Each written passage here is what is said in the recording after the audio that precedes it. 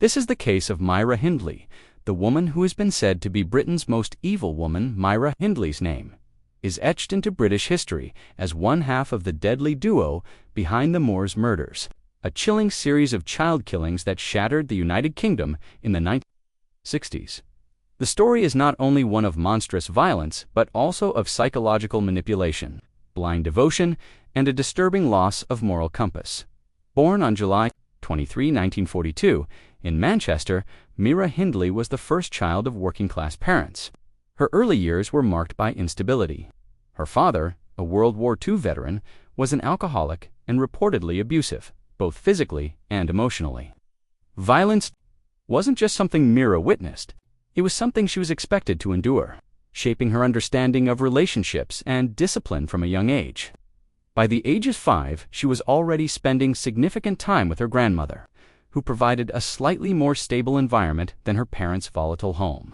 Eventually, she moved in with her grandmother full-time, a decision that distanced her from her parents but also left her emotionally adrift.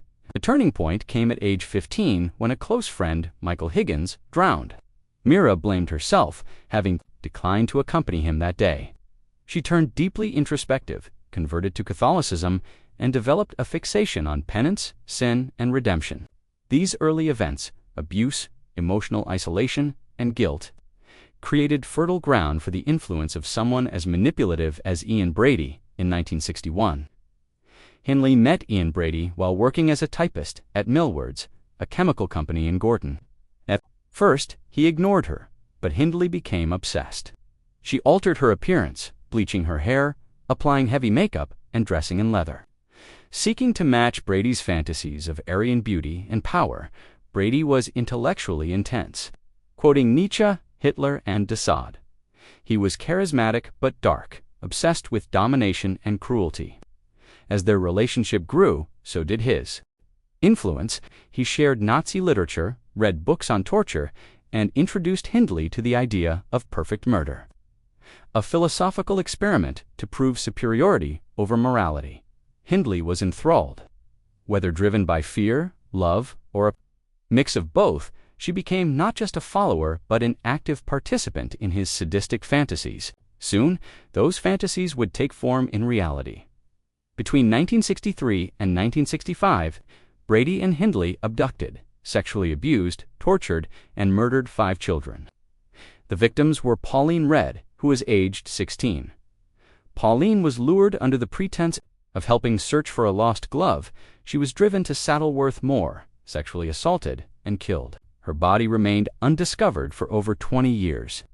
John Kilbride, who was aged 12, John was enticed with an offer of a ride home from a market. He was sexually assaulted, murdered, and buried on the moor. Keith Bennett, who was aged 12, Keith disappeared on the way to visit his grandmother. His remains have never been found, despite countless searches and public appeals by his grieving mother, Winnie Johnson. Leslie Ann Downey, who was aged 10, Leslie Ann was kidnapped from a fair, and she was stripped, gagged, sexually assaulted, and killed. A tape recording of her begging for her life became crucial evidence.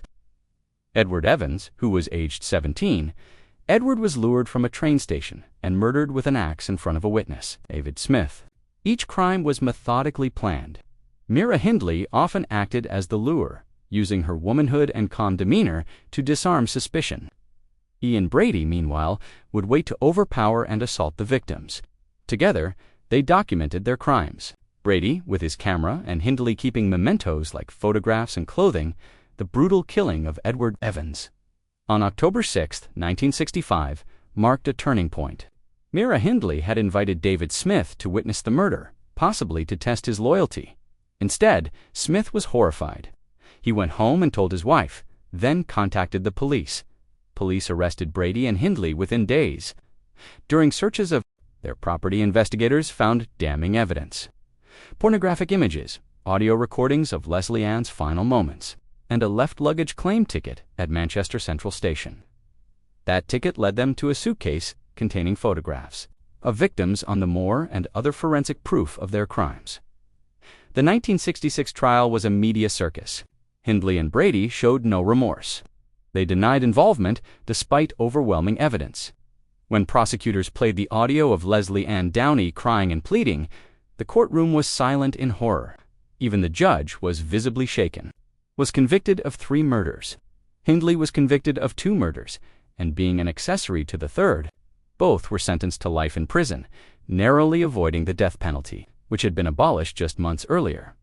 In 1985, over 2 decades after their sentencing, Brady and Hindley finally admitted to the murders of Pauline Redd and Keith Bennett. Pauline's body was found in 1987 after their directions were confirmed. Keith's, however, remains lost, leaving his family in agonizing limbo. Hindley underwent a dramatic shift in prison. She claimed she had reformed, studied philosophy, converted again to Catholicism, and sought parole multiple times. She even claimed Brady had brainwashed her and that she had been a victim too. Public opinion never softened. Hindley became a symbol of pure evil, a manipulator cloaked in femininity. Home secretaries repeatedly overruled parole boards, declaring her release would be a threat to public order. She died in prison on November 15, 2002.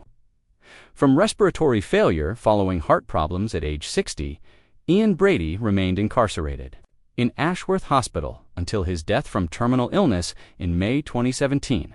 The Moors murders left indelible scars on the British psyche. Communities near Manchester never fully recovered from the trauma. The sheer brutality, especially toward children, was matched only by the psychological coldness of the killers. Myra Hindley, in particular, remains a figure of deep controversy.